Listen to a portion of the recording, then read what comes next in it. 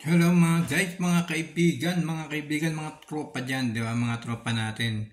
Alam nyo mga guys, ay merong laro na tinatawag na yung kinagigiliwan lahat ng mga ng mga tao, di ba?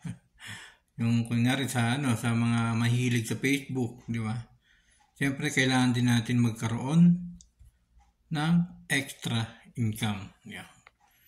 Siguro napapanood niyo na po yung yung nababasa niyo na po yung popo. Ano po yung ibig sabihin ng popo? Yan po ay isang live streaming o laro, di ba?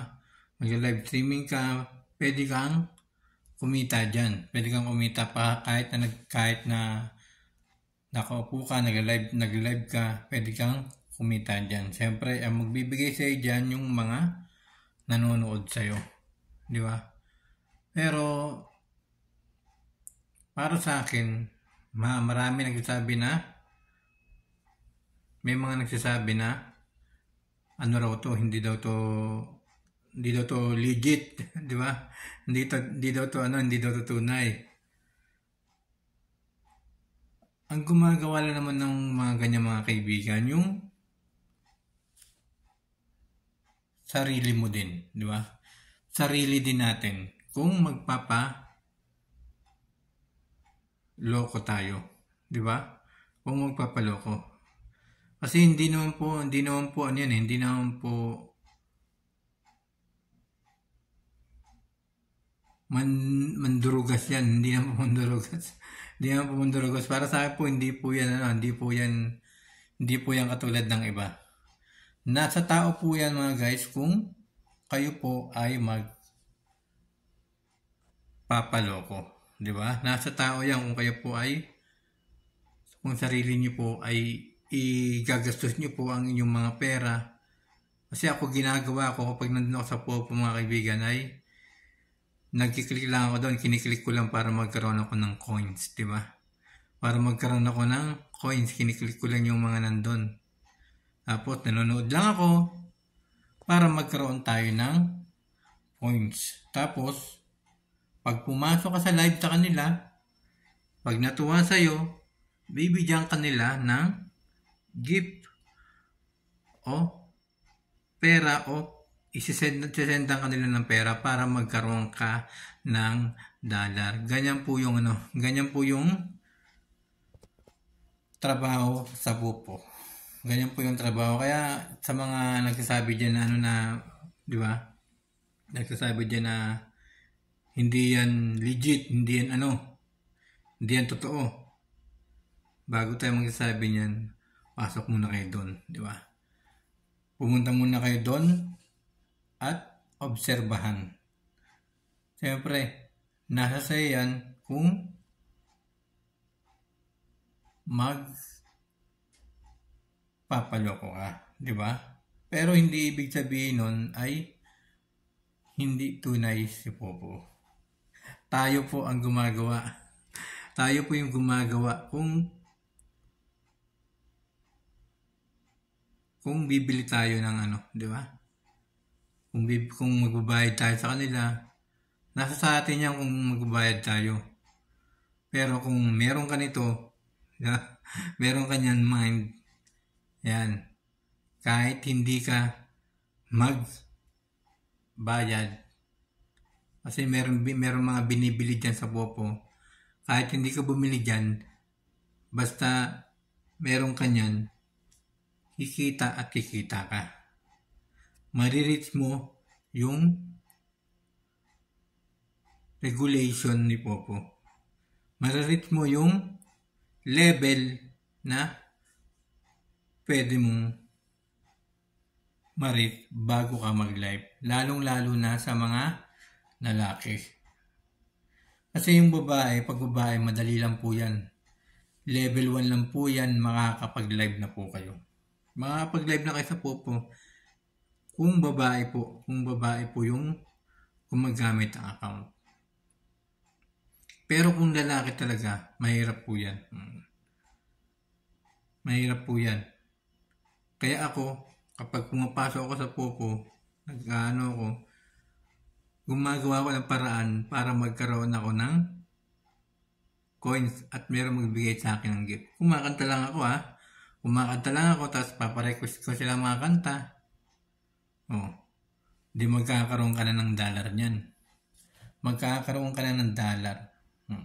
Nasa sa'yo naman yan. Nasa paggawa mo kung ano yung mga diskarte mo para magkaroon tayo ng kita kay Popo. Kaya huwag natin sasabihin na huwag tayo agad mag-iisip na ay hindi totoo yan, di ba? Hindi yan legit. Tayo yung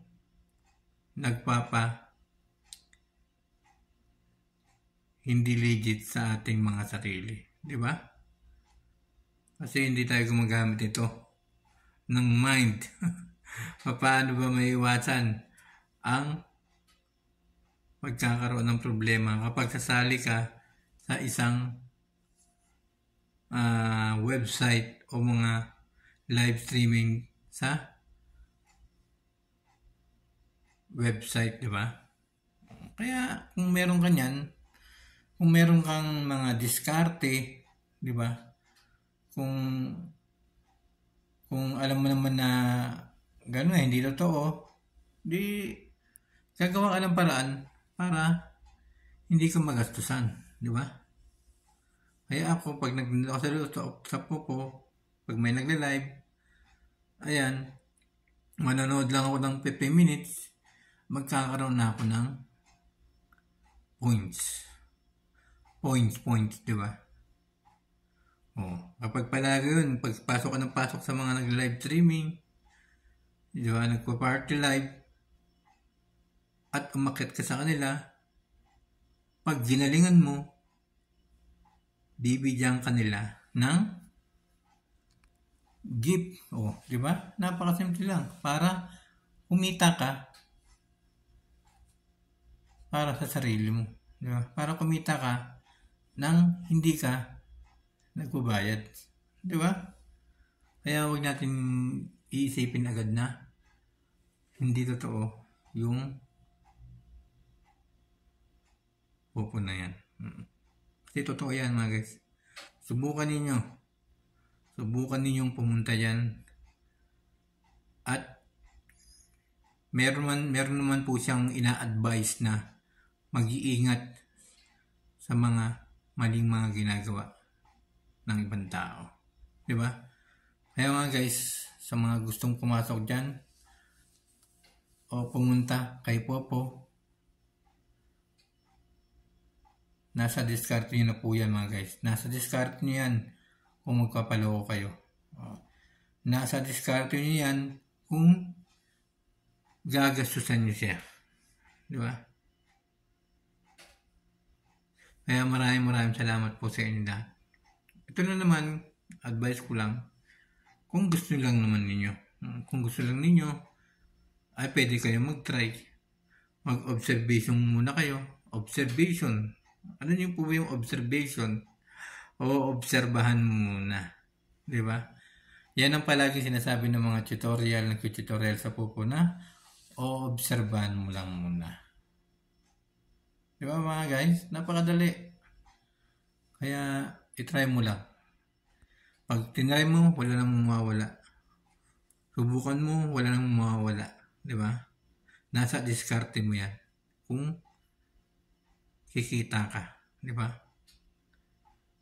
Nasa diskarte, nasa pag-iisip mo yan kung magpapaloko ka. Pero para sa akin mga guys ay hindi naman ganun si Popo, di ba? Hindi naman ganun. Ay maraming salamat po sa inyo lahat and thank you so much everyone sa inyo lahat. Shoutout po sa lahat ng merong mga Popo Live dyan, mga kaibigan. Maraming salamat po sa inyo lahat.